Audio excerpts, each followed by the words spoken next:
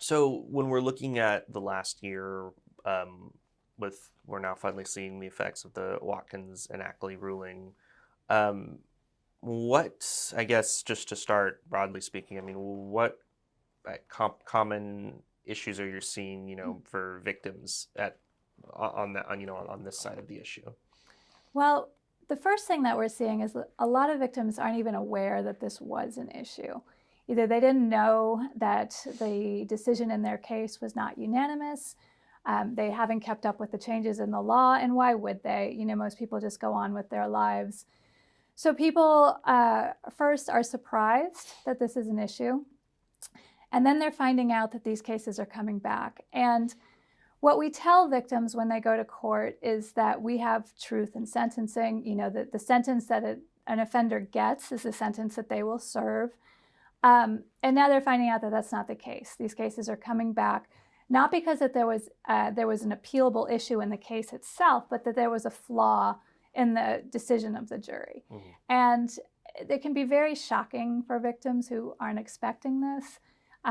Unfortunately, it's very re-traumatizing for victims because they're put right back in that place where they were before this case went to trial. Yeah. They're hearing from people that they haven't spoken to in years, or they're hearing from somebody else, and they're finding out that, we might have to go through this all over again. And what does this mean for the conviction, especially in cases, person crimes, child assault cases, sexual abuse cases?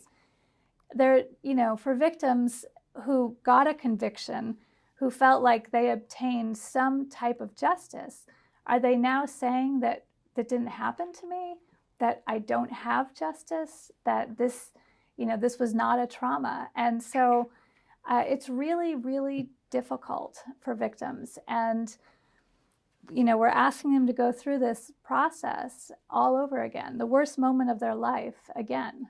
Is it common for people who are in prison, you need to get that? Okay. Might be good to silence the ringer or let it go to voicemail or something. Yeah, I don't, this is a new phone and I have no idea how to, maybe that'll work. Okay. Is it common for people who are all of a sudden out of prison on pretrial release because they're going through the legal motions again? Is it common for either, the state justice department or just local district attorneys to notify victims and their families? What's kind of the rule there? So when these cases are coming back, victims have a right to notification. They have a right to know what's happening with the case. They especially have a right to know if the offender is being released short of the sentence that he was supposed to serve or she was supposed to serve. It's the duty of either the victims' advocates in the district attorney's office or the advocates in the Crime Victim Services Division of Department of Justice to notify victims. Mm-hmm. Unfortunately, that's not always happening. We've heard from a couple of victims who did not get notification that the offender in their case had been released or that their case was coming back. Mm-hmm. Mm-hmm. What legal work can be done from your perspective, on behalf of victims or their families while this process plays out? So what we can do is try to help make sure that victims' rights are being respected, that the victims' rights are being enforced, and that victims are getting notification, victims are being consulted. A lot of these cases are coming back and they're very old. And the district attorney has a choice to make. Are they going to retry the case? Can they retry the case? Is the evidence available? Are witnesses available? Should they try and plead out the case? Should they dismiss the case? What we're asking is that victims be consulted before making these decisions, that victims are able to provide input into the decisions before the district attorney makes them. Under the Oregon Constitution, victims have a right to a meaningful role in the criminal justice system. It's not meaningful if they're not consulted about what the outcome should be in their case. Ultimately, the prosecutor has to make the decision, and prosecutors have that discretion 100%. But we're asking that victims be consulted regarding those decisions. Mm-hmm. What complications does this throw at the legal system in the state right now, just in terms of being able to handle all these cases? We know there's a public defender shortage, Mm-hmm. there's other issues at play. What complications does this throw at the legal system from your perspective? So that was one of our main concerns when we knew that this was a possibility, was there was going to be this deluge of cases coming into the system that frankly is not able to handle it. There's a public defender shortage. Prosecutors' offices are understaffed.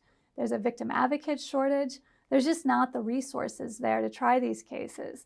You know, the courts are coming out of a pandemic where a lot of cases were pushed off because they couldn't be in court. And so courts are already working kind of from behind to try and catch up. And so now we're throwing all these new cases into the system.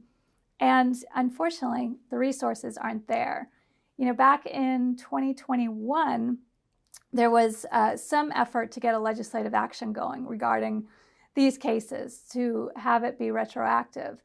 And one of the things that we asked to be included in that bill was additional resources for victims. We asked for additional services for victims to be available. We asked for additional money for advocates so that advocates could work with victims going through this system. And we asked for funding available for victims who were going to need counseling through this process. Unfortunately, the bill didn't go through, and so we didn't get those resources that were really needed. Do you have any concerns about people who've maybe spent a decade or 2 decades or even more in prison? They're all of a sudden now out on pretrial release. Do you have any concerns about those people? Safety concerns? Or just I think in victims are general? going to have safety concerns. For them, you know, this process ended. Their offender went to prison, they felt safe. Now they don't. You know, whether that's realistic or not, the reality is they don't feel safe. They're concerned about what could happen to them because the person who harmed them has been released from prison. I think that's a valid concern for victims. What resources are there available for them right now? You know, if they, let's say there's a victim or their family who haven't been contacted by a district attorney, they don't really know what to do, and, you know, this perpetrator is now, they know this perpetrator is out and they're wondering what they should do. Who can they reach out to?